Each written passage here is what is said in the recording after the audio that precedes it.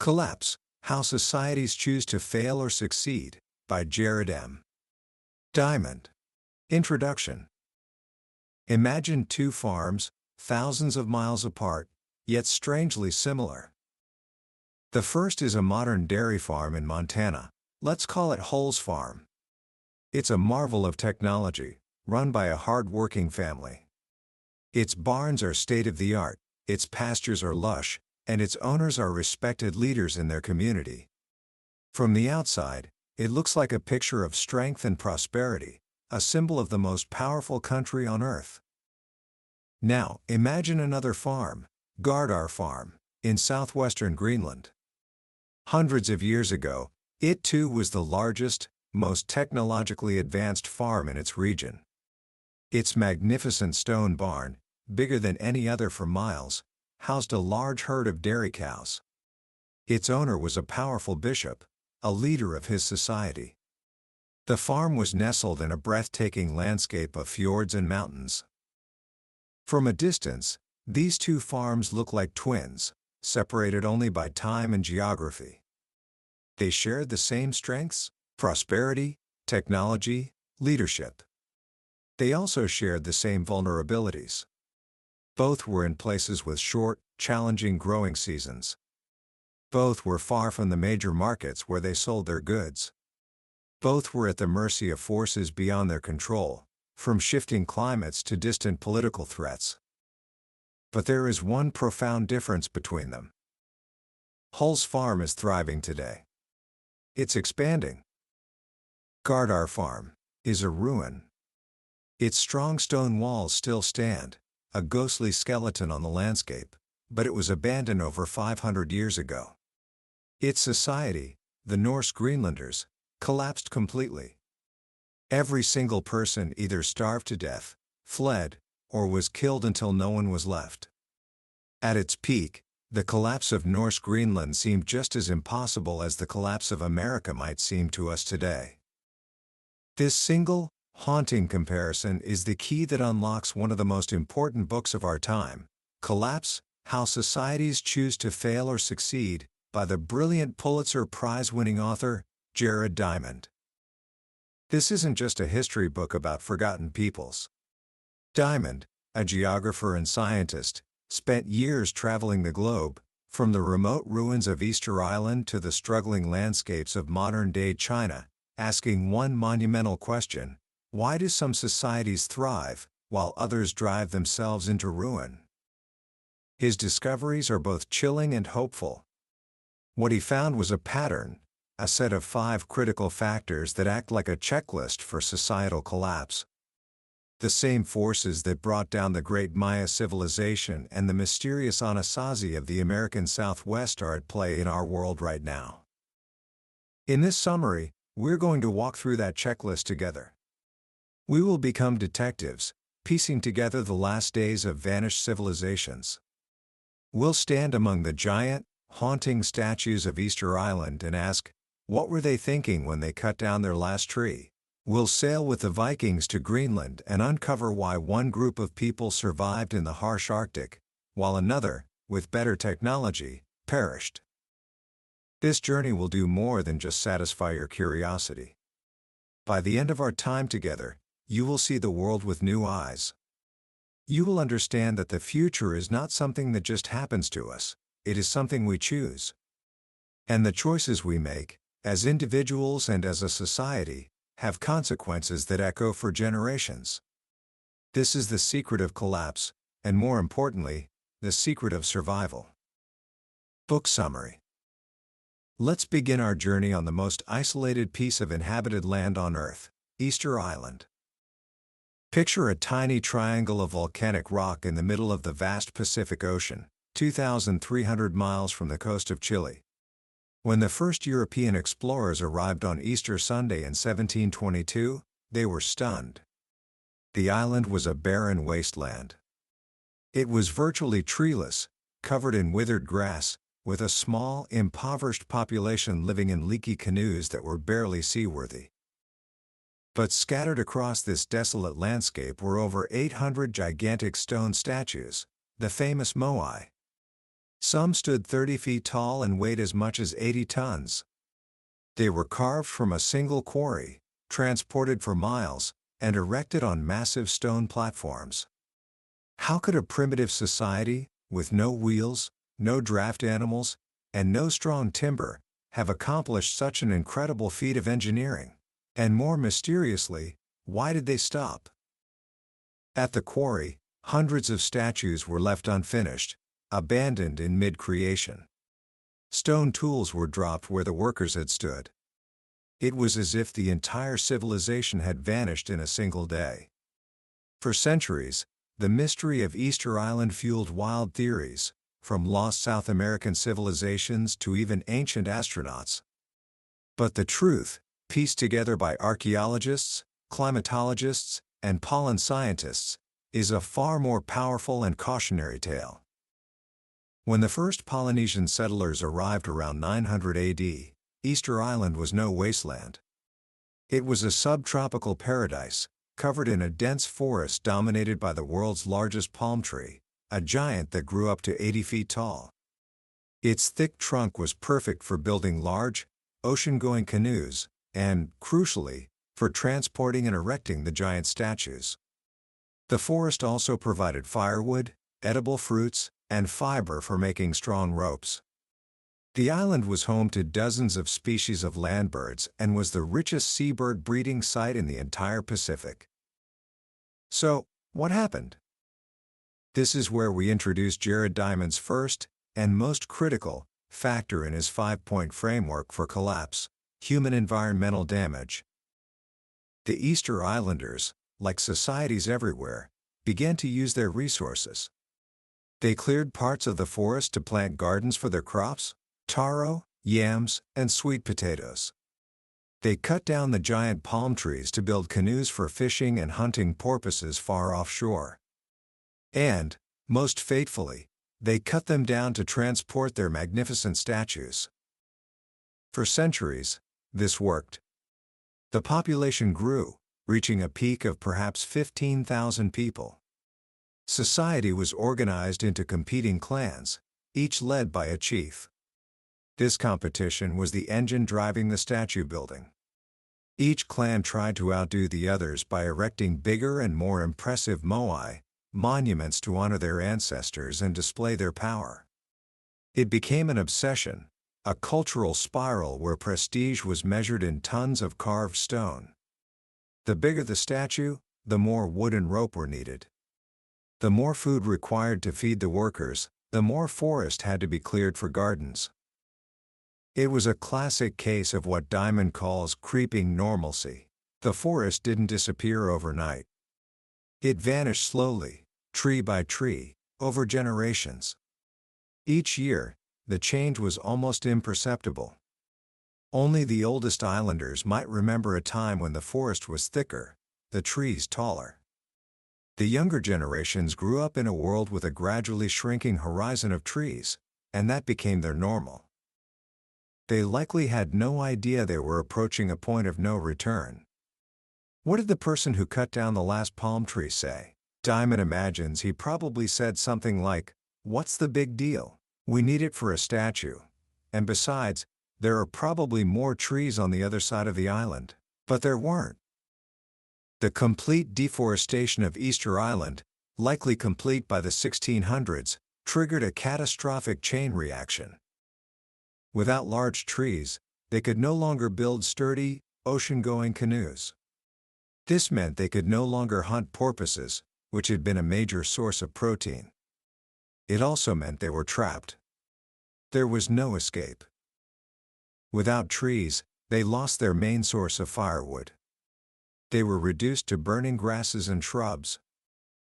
Without the forest canopy, the fertile volcanic soil, exposed to wind and rain, began to erode away. Crop yields plummeted. Springs dried up.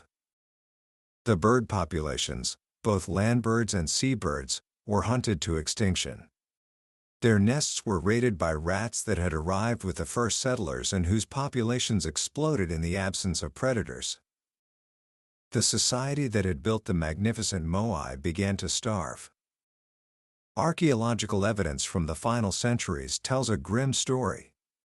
The islanders' diet shifted from porpoise and birds to almost exclusively chicken and, eventually, human flesh. Garbage heaps from this period are filled with human bones, cracked open to extract the marrow. The oral traditions passed down are obsessed with cannibalism. The most vicious insult one could hurl at an enemy was, "The flesh of your mother sticks between my teeth."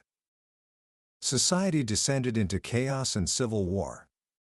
The centralized authority of the chiefs and priests collapsed, replaced by warrior chiefs. People abandoned their villages and began living in fortified caves for protection. And in the ultimate act of despair and fury, they turned on the very symbols of their ancestors' power. They began to topple the statues. Clan fought clan, pulling down each other's moai, often breaking their necks as they fell.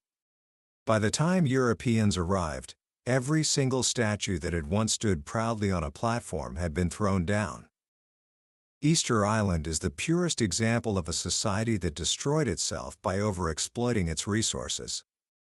It was a collapse in total isolation. They had no one to blame but themselves.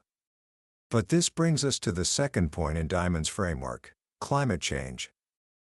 While there's no definitive evidence of a major climate shift on Easter Island itself, in many other societal collapses, a change in climate acted as the final push over the edge. Think of it like this: a society can often handle one major problem, like deforestation.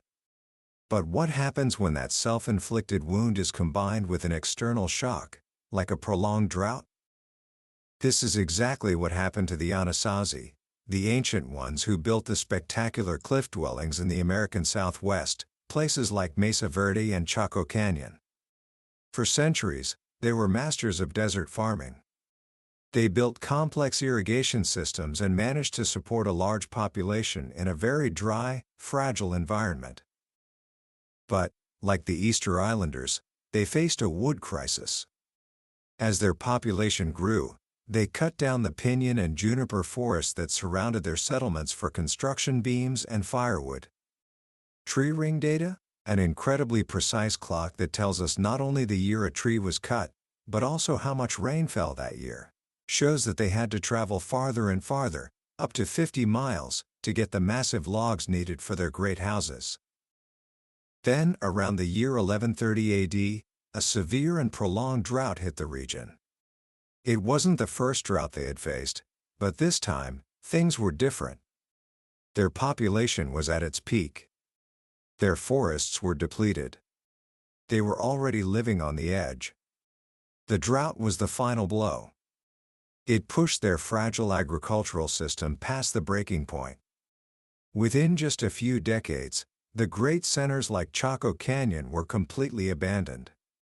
Society didn't just shrink, it collapsed. The lesson here is profound. It's rarely just one thing that brings a society down. It's often the deadly combination of self-inflicted environmental damage and a natural climate fluctuation. The society weakens itself, and then nature delivers the knockout punch. But the story of collapse isn't just about what happens inside a society. It's also about its neighbors. This brings us to the third and fourth points of Diamond's framework: relations with hostile neighbors and, just as importantly, the loss of support from friendly neighbors. Let's look at the story of three tiny interconnected islands in the same remote corner of the Pacific as Easter: Mangareva, Pitcairn, and Henderson. Mangareva was the regional center. It was a volcanic island with fertile soil and a large, sheltered lagoon teeming with fish and, most importantly, black-lipped pearl oysters. The shells of these oysters were thick and strong, perfect for making essential tools like fishhooks, adzes, and scrapers. Its one major weakness? It had no high-quality stone for making heavy-duty tools. About 300 miles away lay Pitcairn Island, yes, the same island where the mutineers of the HMS Bounty would later hide. Pitcairn was smaller and much steeper than Mangareva, with limited farmland. But it had a treasure, a quarry of fine-grained volcanic stone, perfect for making the sharp, durable adzes that Mangareva lacked. Another 100 miles past Pitcairn was Henderson Island. Henderson was the largest of the three, but also the most marginal. It was an uplifted coral reef, meaning it had no stone at all, no fresh water, and only small pockets of soil. But it was a paradise for birds. It had massive colonies of seabirds and several species of flightless landbirds. It was also the only turtle nesting beach in the region. For centuries, these three islands formed a miniature trading empire. Mangareva, the population hub, sent essential supplies, crops, pigs, and people to the smaller islands. They also exported their precious oyster shells.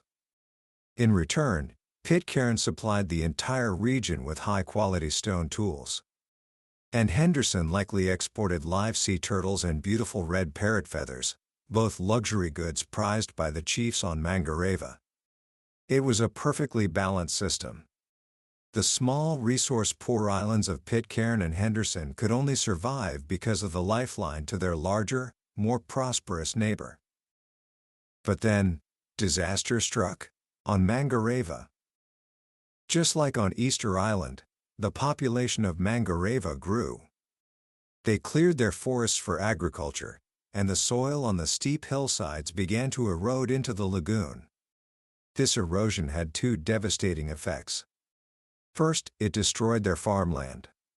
Second, the sediment choked the lagoon, killing the oyster beds. Mangareva had destroyed the two pillars of its economy, its land and its sea. Society descended into chaos, warfare, and cannibalism. And most critically, with their forests gone, they could no longer build the large, ocean-going canoes needed for the long-distance trade voyages to Pitcairn and Henderson. The lifeline was cut. On Pitcairn and Henderson, the consequences were fatal. The people of Henderson, now trapped, were suddenly without any stone for tools except for what they could make from giant clamshells. Their tiny population, probably never more than a few dozen people, couldn't survive in isolation.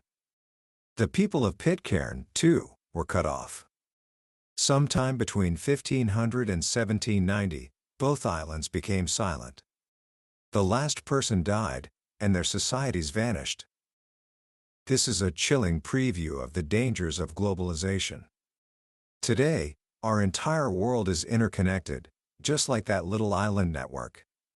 We in the first world depend on resources from developing countries, and they depend on us for trade.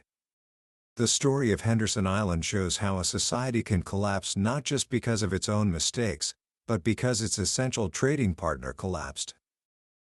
Now, let's journey to the icy waters of the North Atlantic, to the story of the Greenland Norse. This is perhaps the most complex and fascinating collapse Diamond explores, because it involves all 5 points of his framework. Around 984 AD, the famous Viking, Eric the Red, a murderer exiled from both Norway and Iceland, led a group of settlers to Greenland. They arrived during a period of relatively mild climate, known as the medieval warm period. They found what seemed like a promised land, lush green pastures in the deep, sheltered fjords of the southwest coast. It looked just like their homeland in Norway. They established a European society on the edge of the Arctic. They were farmers, raising cattle, sheep, and goats. They were Christians who built dozens of churches and even a cathedral. They were proud Europeans who dressed in the latest European fashions, traded with Norway for iron and timber, and exported valuable goods like walrus tusks and polar bear skins. For 450 years, they survived. And then, they vanished. So, what went wrong? Let's run through the checklist. First, environmental damage. Like their cousins in Iceland, the Norse brought a European farming package to a fragile Arctic environment. They cleared the native birch and willow woodlands for pasture. Their cattle and sheep overgrazed the thin soil, leading to massive erosion. In an environment with such a short growing season, the landscape simply couldn't recover. They were slowly, but surely, destroying the very foundation of their farming life. Second, climate change. Around 1300, the medieval warm period began to wane, and the world entered the Little Ice Age. Greenland's summers became shorter and cooler. Growing enough hay to feed their livestock through the long, harsh winters became increasingly difficult, and eventually, impossible. The sea ice also increased, making the voyage to and from Norway more dangerous and sometimes cutting off trade for years at a time. Third, the loss of friendly contacts. As the climate worsened and sea ice grew, trade with Norway dwindled. Then, in 1349, the Black Death swept through Europe, killing half of Norway's population. A devastated Norway had fewer resources, and less reason, to send ships on the perilous journey to its remote Greenland colony. The lifeline of iron, timber, and cultural connection began to fray. Fourth, hostile neighbors. The Norse were not alone in Greenland. Around 1200 AD, another people, the Inuit, arrived. The Inuit were masters of Arctic survival. They had a sophisticated technology perfectly adapted to the environment: kayaks for hunting seals in open water, harpoons, dog sleds for winter travel, and warm, waterproof clothing made of sealskin. They could thrive in conditions that were deadly for the Norse. The Norse, however, viewed the Inuit as skrallings, a derogatory term meaning wretches or savages. They were pagan, and the Norse were proud Christians. There is almost no archaeological evidence of trade or cultural exchange between the two groups. The Norse refused to learn from the Inuit. They never adopted the kayak, the harpoon, or the ringed seal hunting techniques that could have saved them. Instead, there was conflict. Sagas and archaeological evidence point to violent clashes, with the Inuit, who were more numerous and better adapted, holding the upper hand. This brings us to the fifth and final point in Diamond's framework, and perhaps the most crucial: the society's response to its problems. The Greenland Norse failed because they were trapped by their own values. Their identity was rooted in being European farmers and Christians. To them, being a real Greenlander meant raising cattle, even when it was economically disastrous. It meant building massive stone churches, even when resources were scarce. It meant clinging to a European diet and despising the seal and fish-based diet of the Inuit, even when they were starving. Their core values, the very things that had given them the strength and cohesion to survive for centuries, became a cultural straitjacket that prevented them from adapting. They were so committed to their identity that they chose to die as Christian farmers rather than survive as something else. The final years of the Western settlement, the more northern and marginal of the two colonies, are a horrifying testament to this. Archaeological digs at the last farms show that in their final winter, the people ate their prized dairy cows, then their sheep and goats, and finally, their own hunting dogs.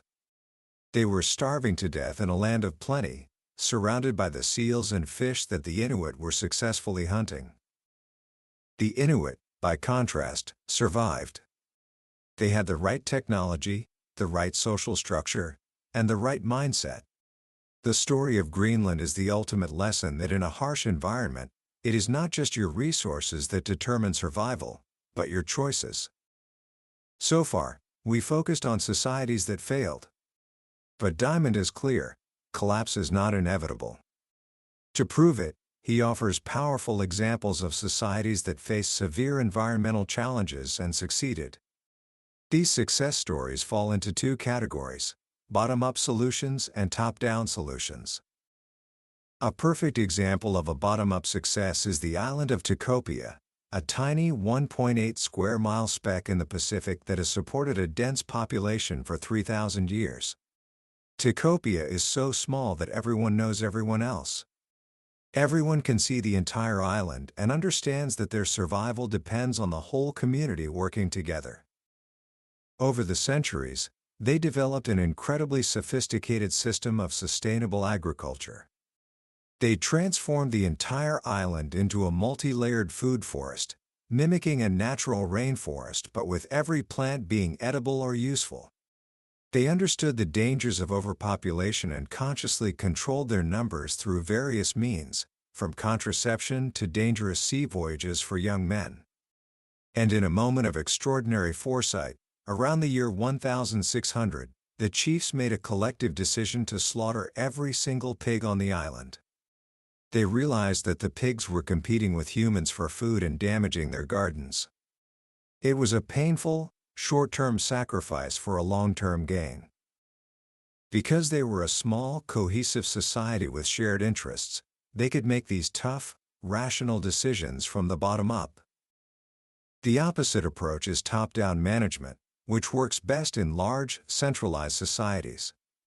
A prime example is Japan during the Tokugawa era, from 1603 to 1867. In the early 1600s, after a long period of civil war, Japan was facing a massive deforestation crisis. A huge increase in population, combined with massive construction projects for castles and cities, had stripped the country of its forests. The consequences were severe: soil erosion, catastrophic floods, and timber shortages. It looked like Japan was heading for an Easter Island-style collapse. But it didn't happen. Why? The answer lies with the powerful, centralized government led by the Tokugawa shoguns. The shoguns had a long-term view. They weren't just thinking about the next election. They were thinking about preserving their dynasty for centuries. They understood that the long-term health of the country was essential for their own power. They implemented a series of strict, top-down policies. They began by regulating logging, dictating who could cut what, where, and when. They controlled wood consumption, even specifying how much timber a person of a certain social class could use to build a house. But they didn't just stop at conservation. They began a massive, nationwide effort in reforestation. They developed the science of silviculture, planting and managing forests as a long-term crop. Over the next 2 centuries, Japan reversed its deforestation. By the 1800s, its wood supply was sustainable, and its forests were beginning to recover. It was one of the first great triumphs of modern environmental management. Japan succeeded because it had a strong, wise leadership that could impose solutions from the top down. The stories of Tokopia and Tokugawa Japan show that there is more than one path to success. But they both required a society to correctly perceive its problems, and to have the political will to make painful but necessary choices. This brings us to the final, and most important question: what do these stories of past societies, both failures and successes, mean for us today? Are we the Easter Islanders, blindly consuming our resources on a path to self-destruction? Or are we the Tokugawa Japanese, with the wisdom and foresight to change course? Diamond argues that our modern, globalized world is facing the same 12 fundamental environmental problems that past societies faced, plus a few new ones. Problems like deforestation, soil erosion, and water shortages are still with us. But now we have added new threats, like human-caused climate change, the buildup of toxic chemicals, and the fact that we are approaching the absolute limit of the Earth's photosynthetic capacity. To make this real, Diamond brings the story home. He starts with a place that seems like the opposite of a collapsing society: modern Montana. It's part of the richest country in the world, sparsely populated, and breathtakingly beautiful. Yet, even in Montana, the cracks are beginning to show. Toxic waste from old mines is poisoning rivers. Forests are mismanaged, leading to catastrophic wildfires. Water is becoming scarce.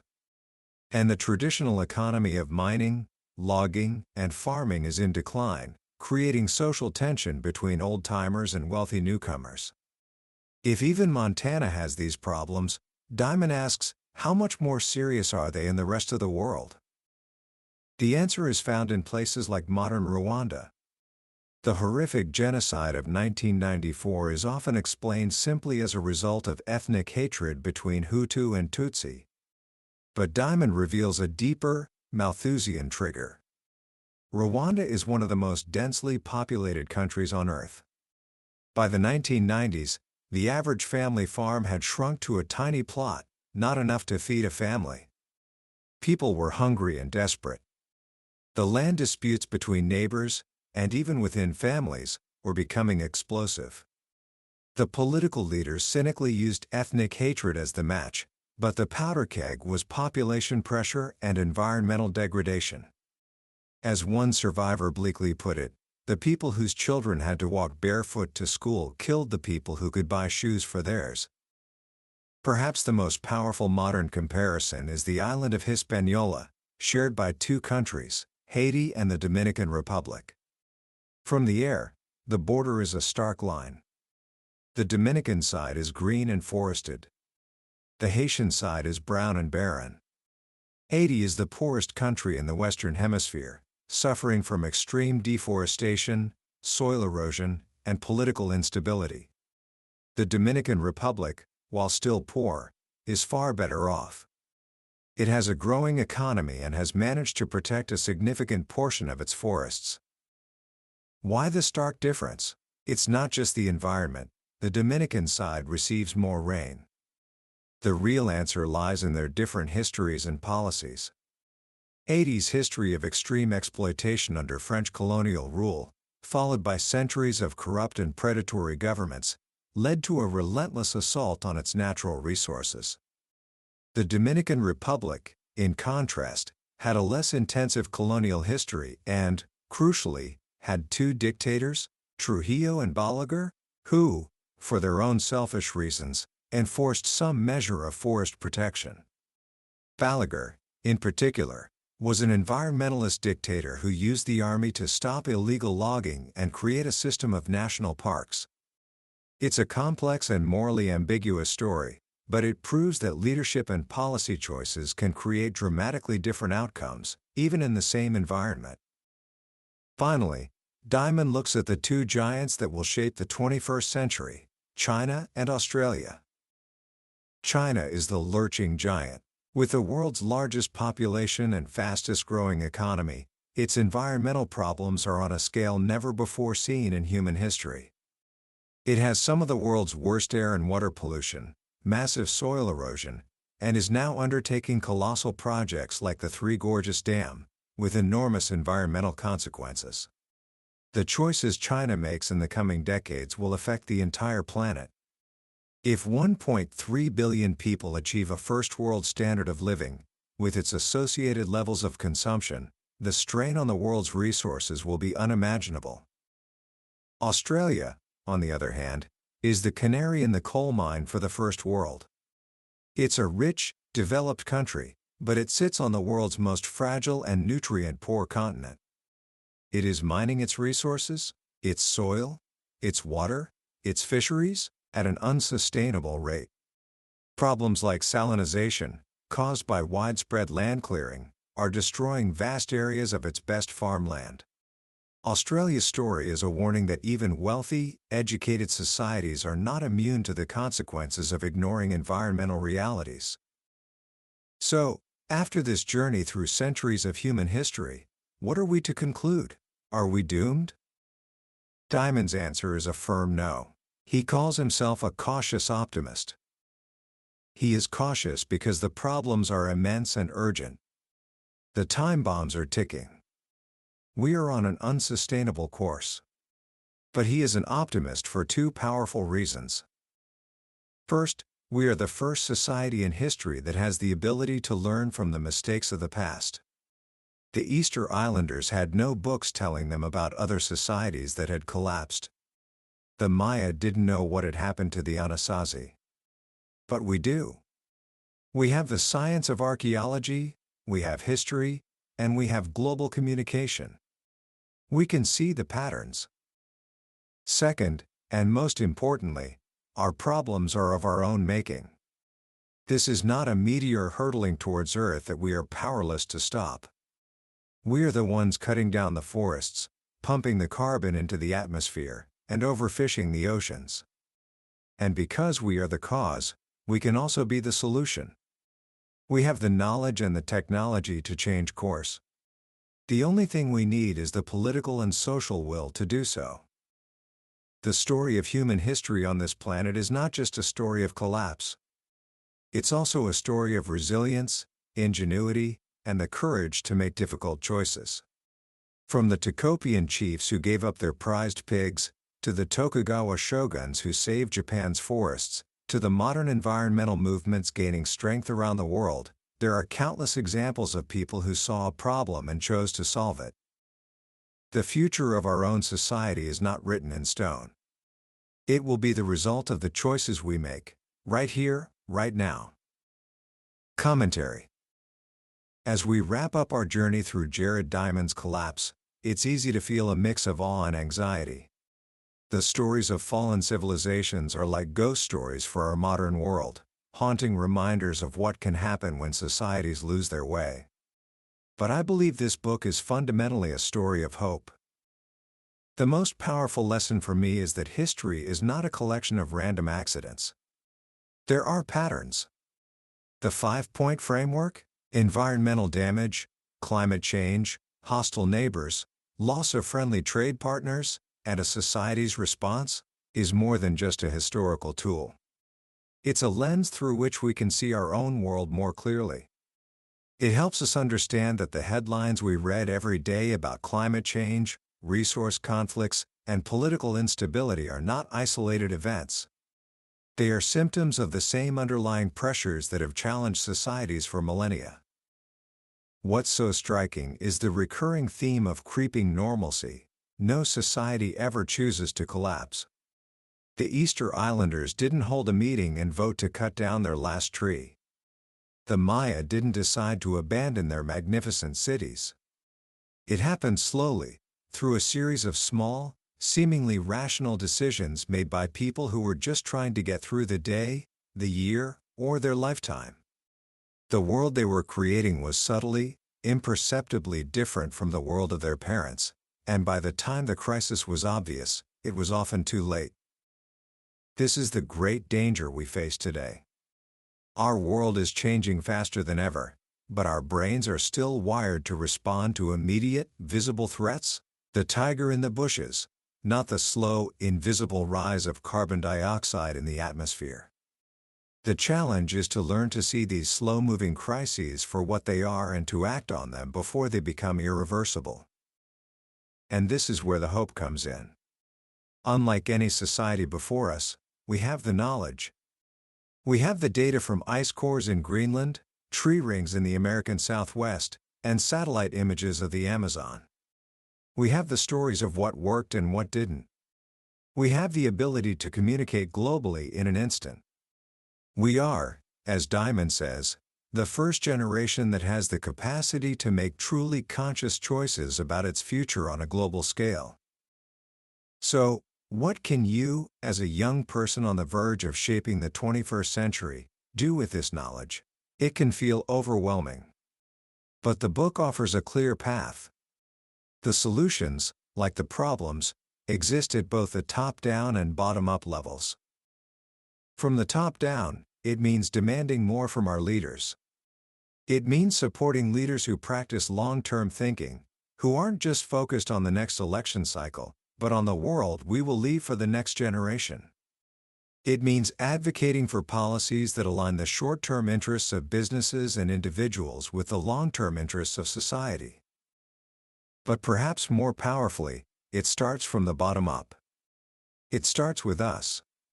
It starts with the choices we make as consumers, what we buy, who we buy it from, and how much we consume. Companies like Home Depot and Unilever didn't change their practices just because it was the right thing to do. They changed because their customers demanded it. Your choices, when multiplied by millions, have immense power. It also starts with our communities. The stories of Tikopia and the New Guinea Highlanders show the incredible strength of small, cohesive groups working together for a common good. Find your community. Get involved. Whether it's a local conservation project, a campus environmental group, or just a group of friends deciding to live more sustainably, collective action is where real change begins. Ultimately, the message of collapse is not one of doom, but of responsibility and choice. The societies that failed were the ones that became rigid, that clung to their old ways and values even when the world around them was changing. The societies that succeeded were the ones that were flexible, adaptable, and had the courage to honestly re-examine their deepest beliefs. That was the book summary of Collapse: How Societies Choose to Fail or Succeed by Jared Diamond. We've journeyed through the highlights today, but I have to be honest with you, a summary can only take you so far. The real magic happens when you read the book for yourself. It's in the quiet moments, when a particular story or a simple phrase connects with you in a way you didn't expect. This summary is designed to help you decide if this book is worth your time. If anything we've talked about today has resonated with you, I truly encourage you to grab a copy. Reading it isn't just about learning facts, it's an experience that can genuinely change the way you see the world and your place in it. A link to the book is in the description below. Also, if you found this summary valuable and it gave you something to think about, please show your support by hitting that like button and subscribing to the channel. That way, you won't miss our next journey into another life-changing book from the billionaire's bookshelf. Let's keep learning and growing together.